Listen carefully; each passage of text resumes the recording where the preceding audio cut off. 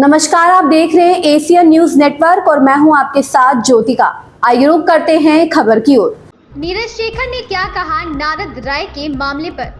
खबर बलिया से है, जहां पूर्व मंत्री नारद राय के सपा छोड़ने के बाद से सियासी मिजाज तेजी से बदलता नजर आ रहा है। नारद राय के सियासी पाला बदलते ही बीजेपी प्रत्याशी नीरज शेखर ने उनका स्वागत किया है। उम्मीद है कि नारद राय जल्द ही आधिकारिक रूप से बीजेपी ज्वाइन करेंगे। इस बीच नीरज शेखर ने नारद राय को जमीनी और अनुभवी नेता बताते हुए कहा कि उन्हें पहले ही सपा छोड़ देनी चाहिए। इसी दौरान नीरज शेखर ने कहा कि बलिया में जल्द ही मेडिकल कॉलेज खुलेगा और जिले में औद्योगिक विकास के लिए एक्सप्रेसवे और ग्रीन फील्डवे के किनारे औद्योगिक कॉरिडोर बनाया जाएगा। उन्होंने कहा कि सपा मुखिया राम मंदिर में दर्शन करने नहीं जाते, लेकिन मोहम्मदाबाद में लोगों को कंधा देने चले जाते हैं।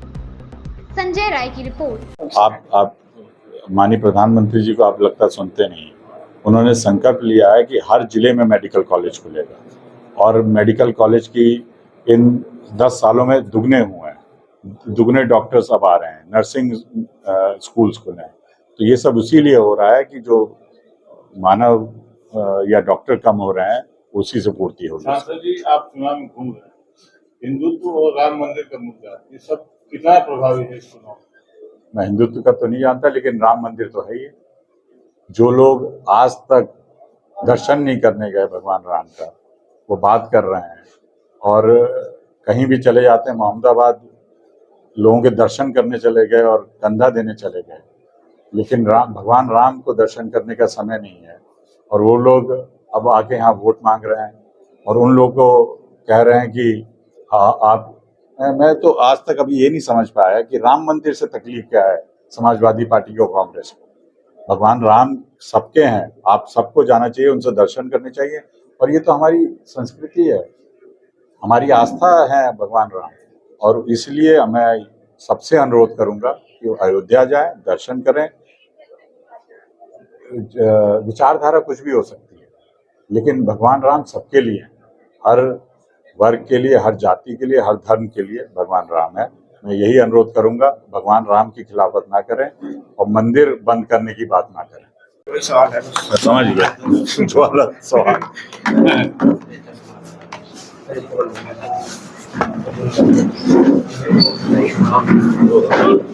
जी, कल नारद राय ने समाजवादी छोड़ दी है, कितना फायदा होगा इससे बीजेपी को?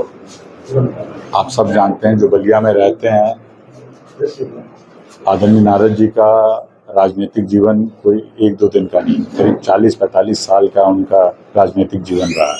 इतने साल एक क्षेत्र में अगर कोई व्यक्ति काम किया है तो उसके समर्थक होंगे, उसके लोग होंगे, और लोगों के बीच जब रहकर सीधे लोगों से जुड़कर उन्होंने काम किया है, तो इससे भारतीय जनता पार्टी को बहुत फायदा होने वाला है। और मैं तो हमेशा जानता था कि एक दिन ना एक दिन जो व्यक्ति को जहां सम्मान नहीं मिलता तो वहां से वो पार्टी छोड़ ही देगा।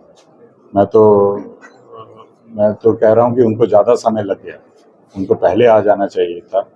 और अगर भारतीय जनता पार्टी में आते हैं तो अगर हमारा नेतृत्व क्या तय करता है वो तो आगे की बात है, लेकिन उन्होंने मुझे लगता है कि एक समर्थन हम लोग को दिया है, तो मुझे पूरा विश्वास है उसका हम लोग को बहुत फायदा होने वाला है।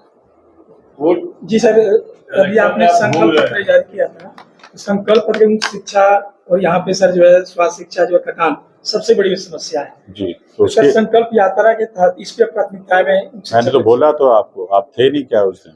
मैंने बार बार यही कहा कि हमारी प्राथमिकता यही है कि हम लोग का मेडिकल कॉलेज खुले, इंजीनियरिंग कॉलेज खुले। कटान तो जो अभी थोड़ा काम रह गया, बहुत काम हुआ है, थोड़ा काम रह गया, उसको प्राथमिकता दी जाएगी और उद्योग लगे यहाँ पे।